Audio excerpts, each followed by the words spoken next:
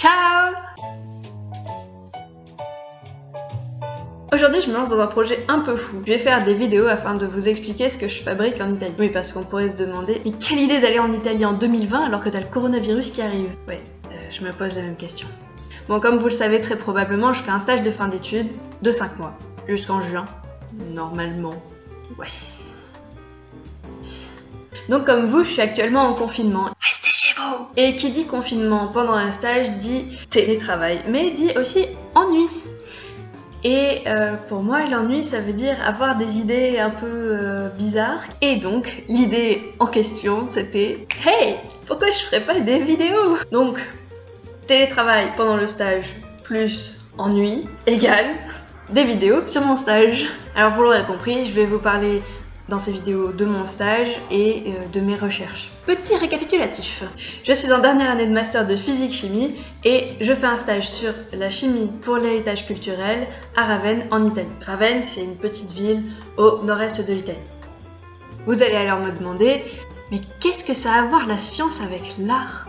Eh bien, dans ce cas particulier, tout.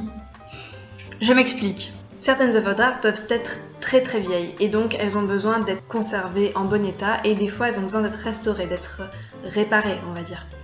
Et donc pour cela le restaurateur va devoir appliquer certains produits chimiques sur l'œuvre rien que déjà pour la nettoyer. Donc il faut enlever les couches superficielles de résine, c'est-à-dire de vernis, et pour cela il faut qu'il sache exactement quel produit chimique peut être appliqué sur l'œuvre sans l'abîmer. C'est là qu'intervient le scientifique, car le scientifique peut analyser les matériaux d'art et connaître la composition chimique de ceux-ci et ainsi savoir quel produit peut être appliqué sans abîmer l'œuvre. Il sait la réaction que va provoquer le produit chimique sur l'œuvre. Et c'est là qu'il communique avec le restaurateur d'art pour lui donner ses résultats et lui expliquer quel produit il peut appliquer ou non. Donc voilà, vous en savez un peu plus sur mon parcours et mon domaine et sur ma passion pour cette communication qu'il y a entre la science et l'art. Maintenant, passons au vif du sujet, à savoir qu'est-ce que je fais pendant mon stage. Alors, à l'heure actuelle, de la recherche bibliographique. Beaucoup. Merci le confinement. Mais sinon, mon stage s'articule en 3 parties. La première partie concerne une nouvelle méthode de nettoyage des œuvres.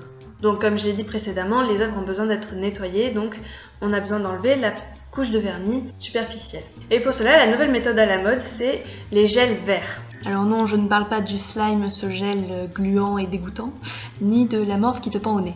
Mais je parle d'un gel écolo. Donc ce gel est biosourcé, c'est-à-dire qu'il est fait à partir de composés chimiques organiques. Il n'a donc aucun impact ni sur l'environnement, ni sur son utilisateur. Comme quoi les produits chimiques peuvent être sympas des fois.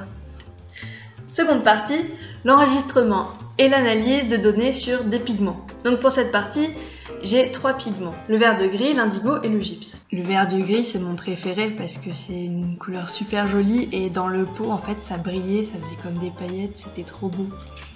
Donc pour ces 3 pigments, il s'agit de faire des analyses spectroscopiques. Qu'est-ce que c'est la spectroscopie?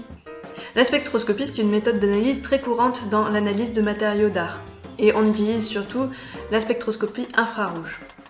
Donc le concept de spectroscopie infrarouge en très simplifié, on envoie un rayon infrarouge sur le matériau à analyser. Ce matériau, il est composé de matière, donc de molécules, et les molécules sont elles-mêmes composées d'éléments chimiques. Donc quand le rayon arrive sur le matériau, les molécules absorbent plus ou moins ce rayon et on a une réponse sous la forme d'un spectre, exemple de spectre. Et sur ce spectre, on a des pics, chaque pic correspondant à un élément chimique. Ainsi, on peut avoir la composition chimique d'un matériau. Dans le cas de mes pigments, il s'agissait de faire une analyse de chaque pigment à l'état pur. Une fois les analyses de chaque pigment enregistrées, il faut faire des mélanges de ces pigments, soit 2 par 2, soit 3 par 3 dans des proportions différentes pour chaque pigment. Et ainsi, on a une base de données sur ces pigments et ces mélanges de pigments. Cela permet de faciliter les études de peinture et de connaître leur composition chimique exacte et de savoir à partir de quels pigments elles ont été faites. Et enfin, la 3e partie est la plus importante car c'est celle que je vais développer avec vous, les films cinématographiques. c'est-à-dire les pellicules de vieux films. Le but ici, c'est d'analyser les vieilles pellicules de films afin de comprendre leur mécanisme de dégradation et de pouvoir proposer des solutions de conservation et de restauration. Donc voilà, je m'arrête ici pour aujourd'hui. Dans la prochaine vidéo, je vous parlerai plus en détail des films cinématographiques. Je vous ferai un point historique et je vous expliquerai la structure d'un film.